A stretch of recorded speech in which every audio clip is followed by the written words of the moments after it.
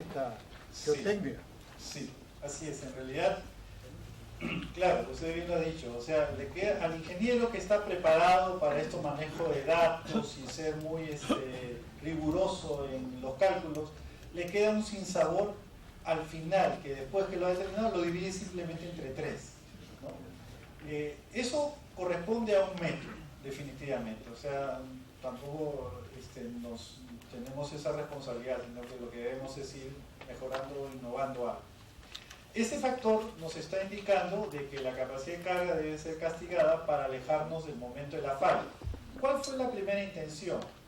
Que dentro de nuestra gráfica de esfuerzo de formación, con ese valor 3, que puede ser, variaba entre 2,5 y 3,5, llegábamos al valor máximo de la linealidad que era conocido.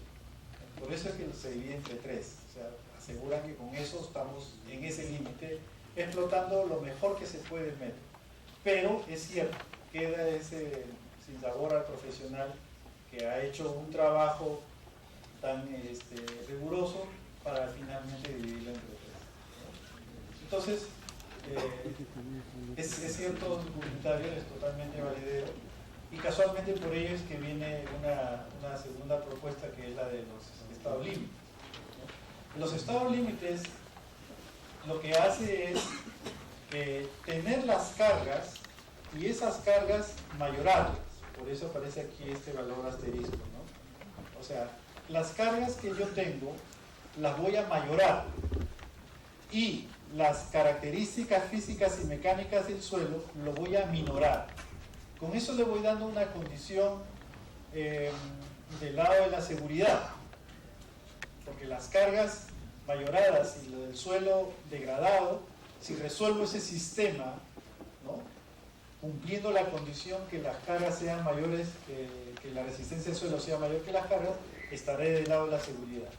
Ahora, ¿cómo es que se manejan esos valores? Cada uno tiene una participación particularizada, o sea, serían factores de seguridad, por ejemplo, para la carga muerta, para la carga viva, para la carga por sismo, y otros factores de seguridad para la cohesión, para la fricción y los pesos unitarios. Y entonces al final ya no se divide entre 3 ni otro factor, simplemente es la expresión la que nos está dando. En este caso, estado límite lo que hace es eso, tener las características físicas y mecánicas del suelo, minorarlas y dividirla entre este factor de seguridad que depende de las características de trabajo y de la falla de la estructura. O sea, yo tengo acá, digamos, condiciones de trabajo normales, condiciones de trabajos desfavorables, o puedo tener también fallas graves o muy graves, y de acuerdo a eso tengo una tabulación de valores de factores de seguridad que me corrige, además de haber corregido cada uno de los parámetros que participa acá, ¿no? Eso me da lo que corresponde a estado límites. La expresión la vemos aquí. La aplicación sería que las cargas se multiplican por un factor de seguridad, amplificándolo. En este caso es 1.25 las cargas. Y eso debe ser menor o igual que las características físicas y mecánicas del suelo dividido entre el factor de seguridad. Para cada situación va a haber un factor de seguridad para la cohesión, peso unitario y ángulo de fricción interno, por 1 entre gamma S, ¿no? O sea, en buena cuenta estamos dividiendo entre este factor de seguridad que depende de las características de la estructura misma, ¿no? Entonces, acá estamos en el entorno a la falla de la curva de esfuerzo de formación. Estamos ya muy cercanos ya a ese límite, y por lo tanto las características de correcciones son las suficientes y necesarias para que pueda llegarse a un diseño óptimo, ¿no? Ahora, si ustedes observan acá, ya lo que corresponde, por ejemplo, a la aplicación, ¿no?, de los estados límites, data del año 62. Pero ya en el año 2000 ya ha sido incluido en el Eurocódigo, o sea, no es tampoco algo nuevo. Y yo pienso de que esta alternativa de diseño debe ser incluida dentro de la norma de 050, ¿no? O sea, si bien es cierto, tenemos una propuesta, debería haber una alternativa, no quitar la anterior, sino simplemente tenerla como alternativa para que el ingeniero pueda optar por una de ellas. O simplemente le puede servir para hacer sus comparaciones, porque muchas veces lo que uno hace es utilizar varias propuestas y finalmente interpretar los valores y proponer la del profesional, ¿no? Entonces también ayuda en buena cuenta. Entonces fíjense, ya ha habido una serie de aplicaciones en diferentes lugares, el Eurocódigo ya lo tiene, y en el año 2001 ya se hizo una primera tesis tratando de encontrar esos factores de seguridad para nuestro medio, ¿no? Y hay 2 trabajos de tesis ya realizados por este método, y bueno, y las aplicaciones que hay para estudios de manera de diseño de cimentaciones, donde se utilizan los 2 métodos y finalmente quedan, ¿no? Por ejemplo, la planta de Owens, Illinois, se diseñó bajo este criterio, ¿no?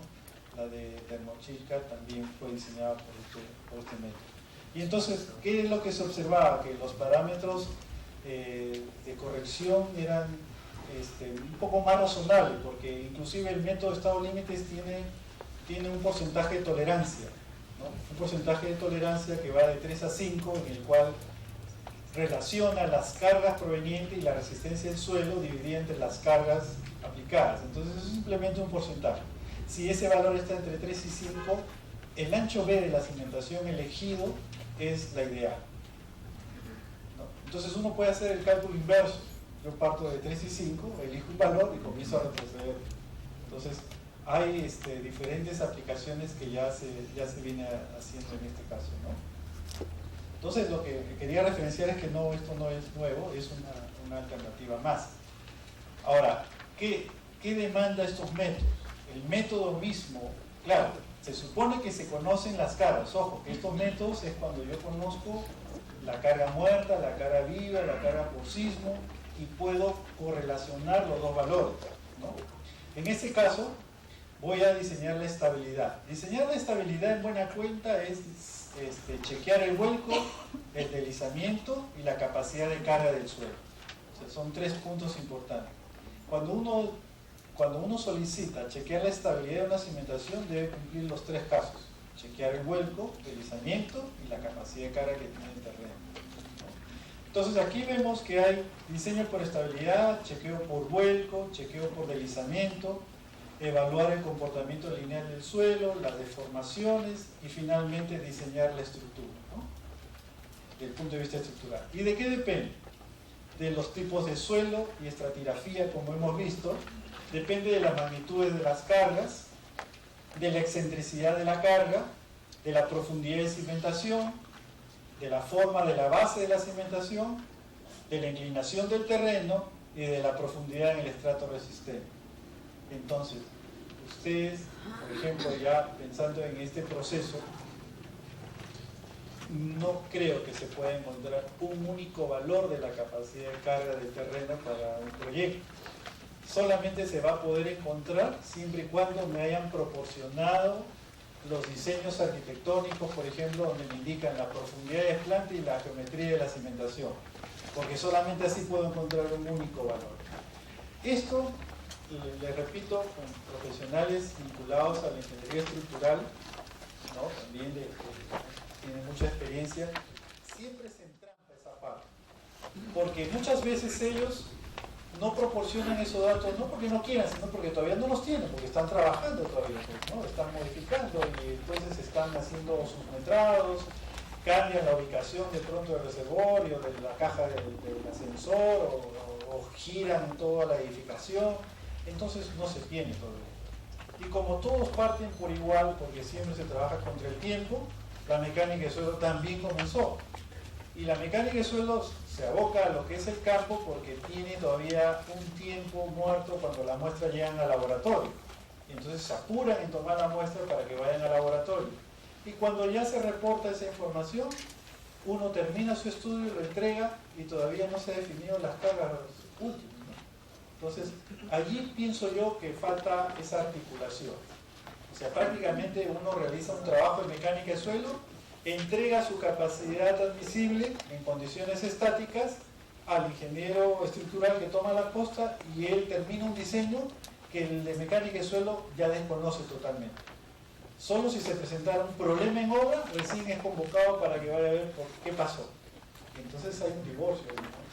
En cambio, si se manejara estas cargas, por lo menos se pudiera hacer el chequeo por estabilidad en una aproximación de 80 o 90% de probabilidad que así va a funcionar. Eso es lo que está faltando actualmente, la articulación de las dos especialidades, ¿no? De la geotecnia con la ingeniería estructural. Muy bien.